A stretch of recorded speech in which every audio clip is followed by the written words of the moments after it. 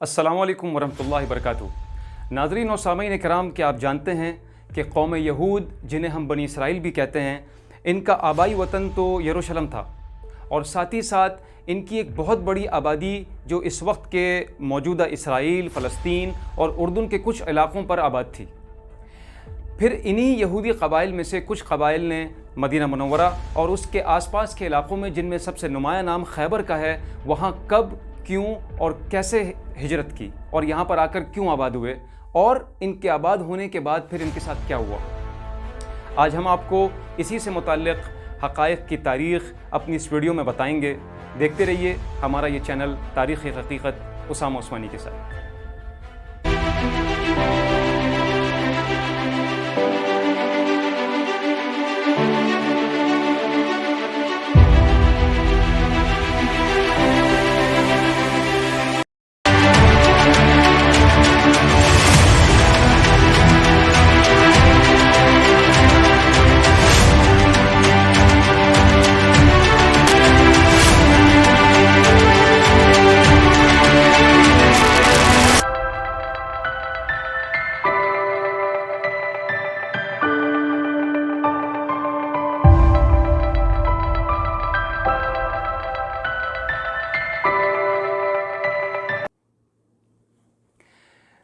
یہودیوں کے قبائل کی مدینہ منورہ اور اس کے نواحی علاقوں میں ہجرت دراصل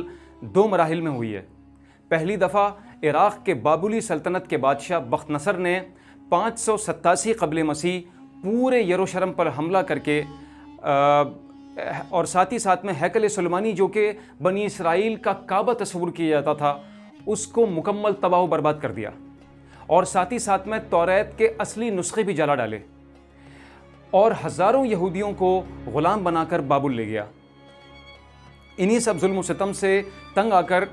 کچھ یہودی قبائل نے اپنی جان بچا کر بہت سارے عرب علاقوں کی طرف ان کا رخ کیا، جن میں سے بہت سارے یہودی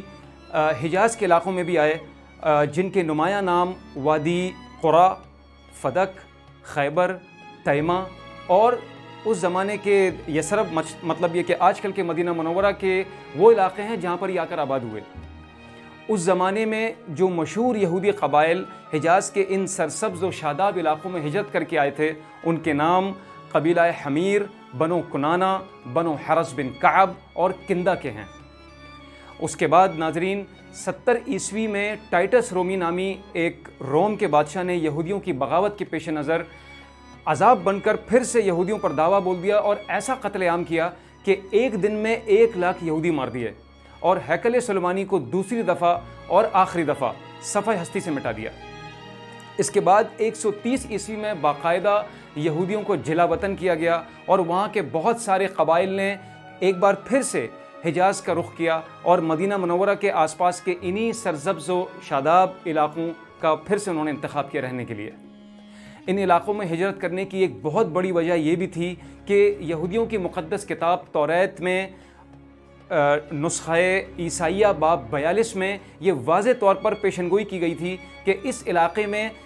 بنی اسرائیل کے ایک ایسے نبی آئیں گے جو حضرت اسماعیل کے بیٹے کیدر کی اولاد سے ہوں گے، اور ایک صحرائی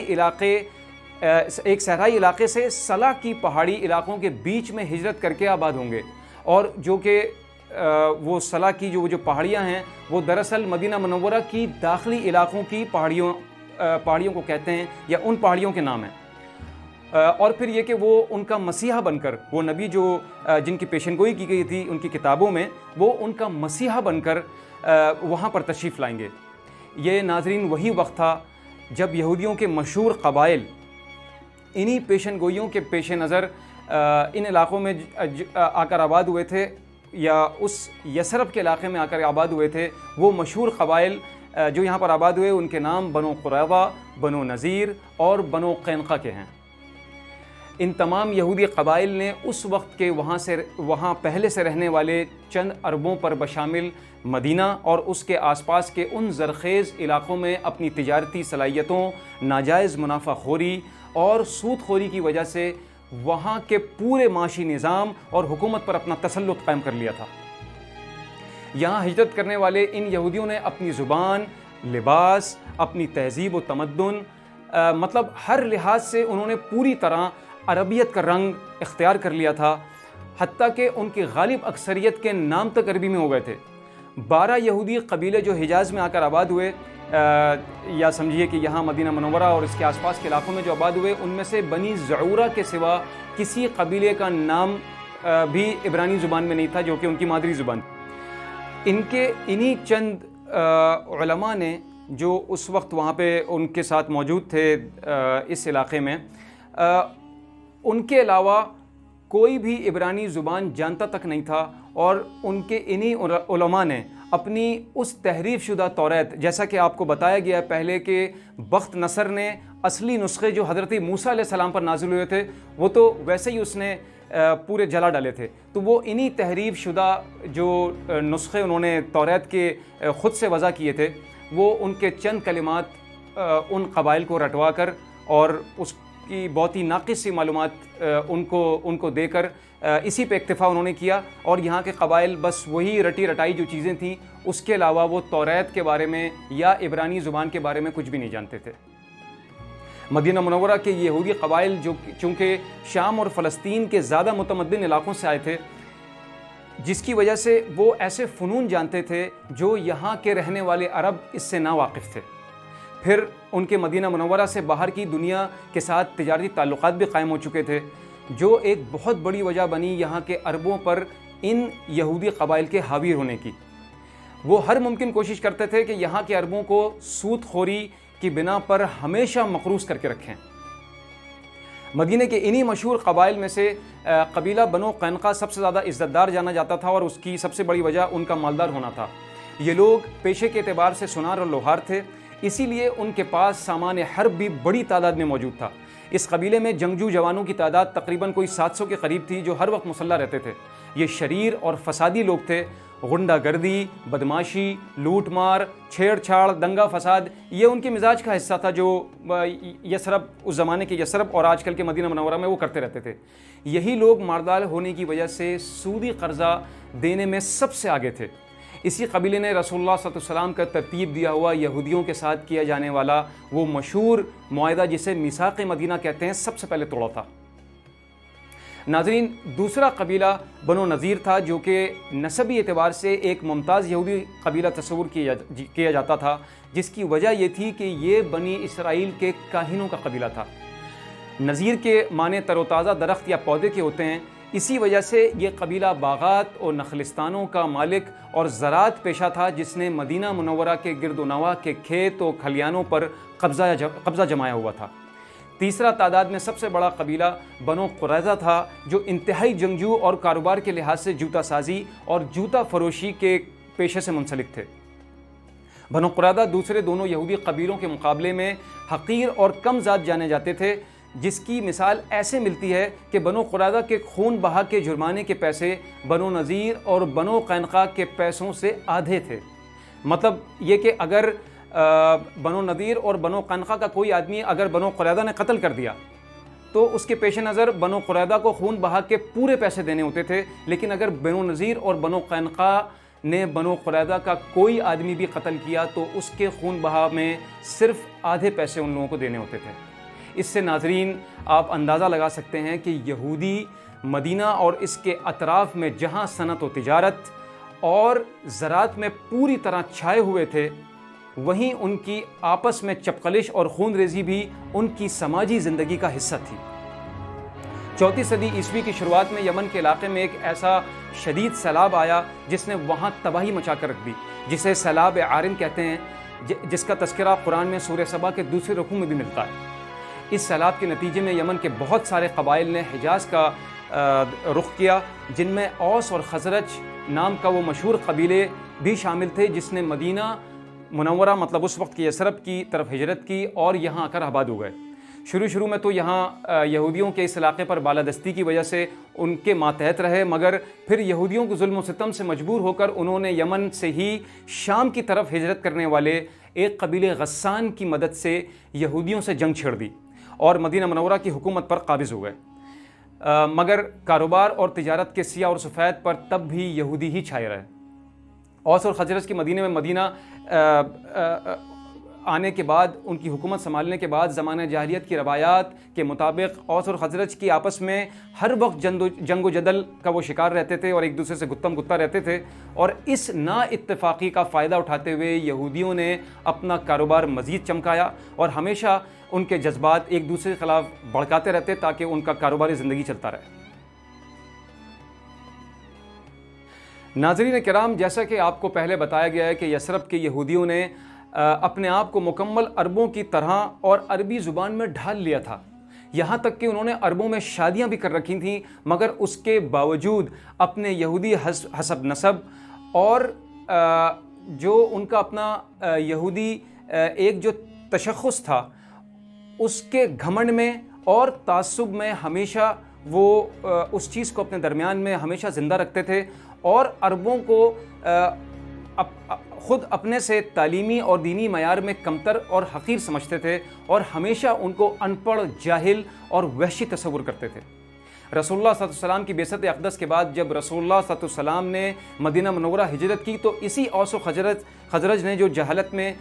یا زمانہ جاہلیت میں ایک دوسرے کے خون کے پیاسے رہتے تھے، نہ صرف یہ کہ اسلام قبول کر لیا بلکہ اپنے بلند کردار کی اس پوری دنیا میں ایک ایسی مثال قائم کی،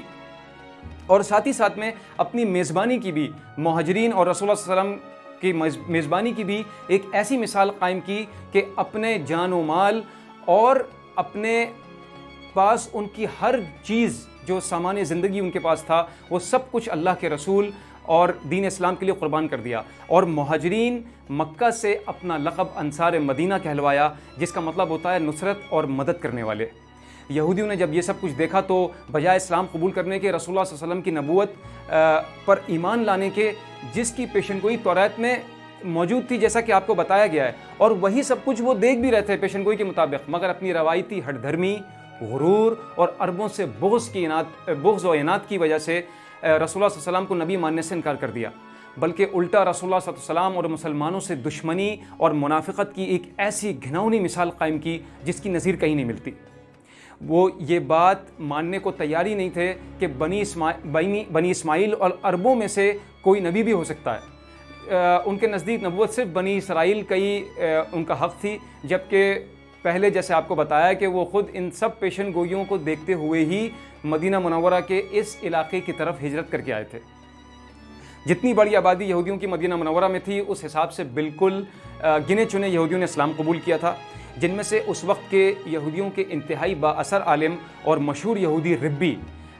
جن کا تعلق بنو قینقاع سے تھا، حضرت عبداللہ بن سلام رضی اللہ عنہ تھے، جنہوں نے رسول اللہ صلی اللہ علیہ وسلم کے بارے میں ان کے مدینہ منورہ ہجرت سے پہلے ہی بہت کچھ ان کے لیے سن رکھا تھا، اور جس دن رسول اللہ صلی اللہ علیہ وسلم ہجرت کر کے مسجد قباء میں تشریف لائے تو اسی دن آپ بھاگتے ہوئے وہاں پہنچے اور رسول اللہ صلی اللہ علیہ وسلم کی نبوت کو پہچاننے کے لیے ان سے 3 سوال کیے، جس کے جوابات رسول اللہ صلی اللہ علیہ وسلم نے عین اپنی نبوت کے مطابق اور اپنی نبوت کی شان کے مطابق دیے۔ رسول اللہ صلی اللہ علیہ وسلم میں انہوں نے وہ تمام نشانیاں پا لی تھیں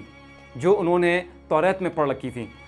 تو اسی کے پیش نظر حضرت عبداللہ بن سلام رضی اللہ عنہ نے اس وقت اسلام قبول کر کے اپنے آپ کو سابقون والاولون صحابہ میں شمار کروا لیا، بلکہ اللہ نے آپ کو یہ مرتبہ بھی عطا فرمایا کہ آپ رسول اللہ صلی اللہ علیہ وسلم کے کاتبین وحی میں شامل ہو گئے۔